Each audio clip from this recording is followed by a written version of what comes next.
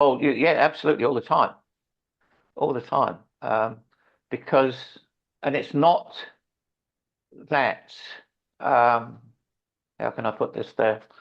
When you look at it from you know, a column of figures, you can make it seem like it's all good because you say we're buying it at X works cost of goods is $2.50.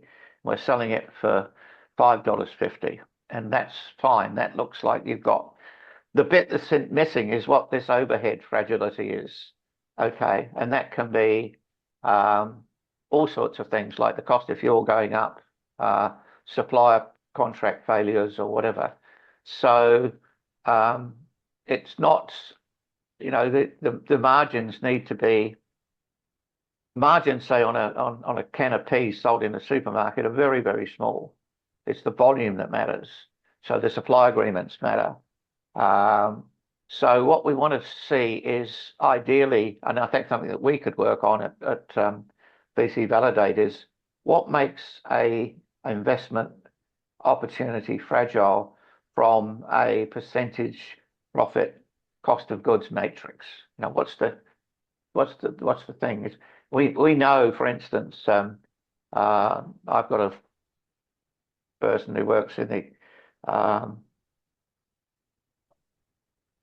fashion industry, and the margins are like 3,000%, because you've got a brand. And so you can absorb anything. You can absorb the cost of petrol, even doubling of the price of your raw materials. But you do need to have some insulation against that. What's happening at the moment is you'll be aware that in New Zealand, there have been a number of processing plants for what is peas and other things that have gone, pretty much gone bankrupt because they've been rejected by supermarkets because there's another product that's 2 cents cheaper per can.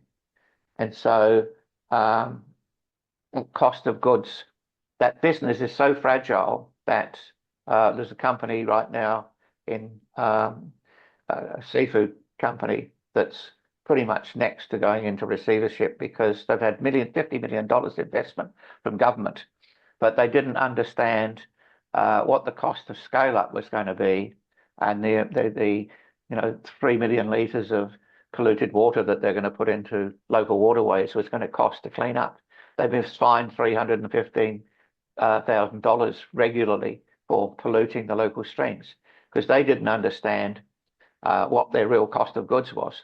They've got the cost of goods from what they think it costs to make and what they sell it for, but there's these hidden costs that they're not really addressing, which they need to address, which is infrastructure costs. So often, but if you've got the right margins, you can absorb all of these things. You can absorb petrol increases, you can absorb infrastructure increases and changes in, you can absorb even something like COVID because you've got enough money, so in COVID, we've had hotel companies across the world that have pretty much been shut down because of the COVID thing. But in other areas, because there was, in places like Malawi, there was no real shutdowns. So those resorts there didn't suffer from anything. And a lot of people just went there to get away from COVID. So you've got to have an understanding of what the true cost of goods is. And that it makes common sense. The bigger that margin is, the more you're insulated against the world. So if your can manufacturer doubles his price, how much would that affect your business? Because we're selling a can of Coke for $3.50, and it takes a bit of money to produce it. So doubling the price of a can would make that product probably unsustainable.